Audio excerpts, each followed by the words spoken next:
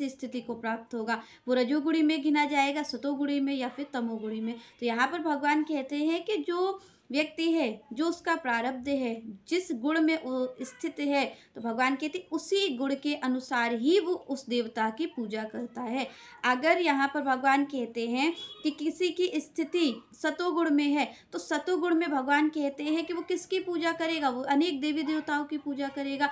रजोगुणी वाले व्यक्ति क्या करेगा, वो राक्षसों की पूजा करता है, यहाँ पर भगवान कह रहे हैं आगे श्लोक में। और जो तमोगुणी व्यक्ति है, वो तमोगुणी व्यक्ति क्या करता है, भूत प्रेतों की पूजा करता है। तो यहाँ पर भगवान ने कहा कि कोई किसी की भी पूजा कर रहा है, तो सबसे पहले उसके मूल में क्या है, तो उसके मूल में वो गुण ही है, वो गुण ही उससे कार्य करवा रहा है। तो यहाँ पर भगवान क्या कहना चाहते हैं, भगवान यहाँ श्री कृष्ण कहते हैं कि जब तक कोई इन तीनों गुणों को पार नहीं कर लेगा, तब तक वो मेरी पूजा कर ही नहीं सकता है। यहाँ पर भगवान ने कहा कि वो शास्त्रों के विधि विधानों को तो तभी मान पाएगा जब वो इन तीनों गुणों के परे होगा। और जो इन प्रकृति में है, मतलब जो भगवान की माया में लिप्त है, वो भगवान की पूजा नहीं कर सकता। क्योंकि शास्त्र क्या कहते हैं, शास्त्र कहते हैं कि भाई भगवान श्री कृष्ण ही पूजनीय है, वही भगवान है, उनके सिवा किसी की पूजा नहीं होनी चाहिए। पर आप और हम अपने जीवन में देखिए, इस संसार में देखें तो क्या घट रहा है, इस संसार में क्या भगवान की पूजा हो रही है? नहीं। आप और हम देखते हैं कि कई लोग अनेक देवी देवताओं की पूजा करते हैं। सबके ही जीवन में देखा जा रहा है कि सोमवार को दूसरा देवता, मंगल को दूसरा, बुध को दूसरा, तो ऐसे 7 दिन होते हैं, हम 7 देवताओं की पूजा करते हैं। और कई लोग तो ऐसे होते हैं जो मनुष्यों की पूजा करते हैं, उनको ही भगवान समझ लेते हैं। तो यहाँ पर इस तरीके से हम अपनी मनोकल्पना के अनुसार ही तो पूजा कर रहे हैं।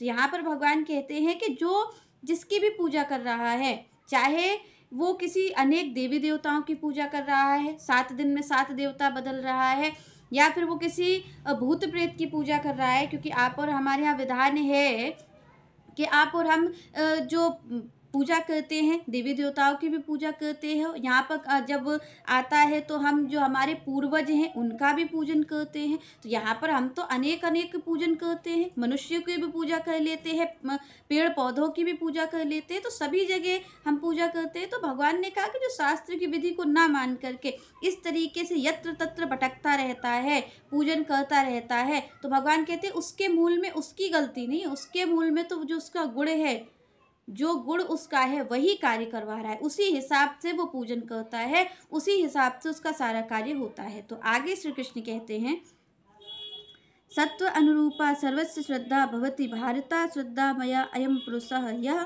तत्श्रद्धा सह एव। तो भगवान ने कहा कि जो भी मनुष्य है वो किसके अनुसार कार्य कर रहा है, तो भगवान कहते हैं वो अपने गुण के अनुसार कार्य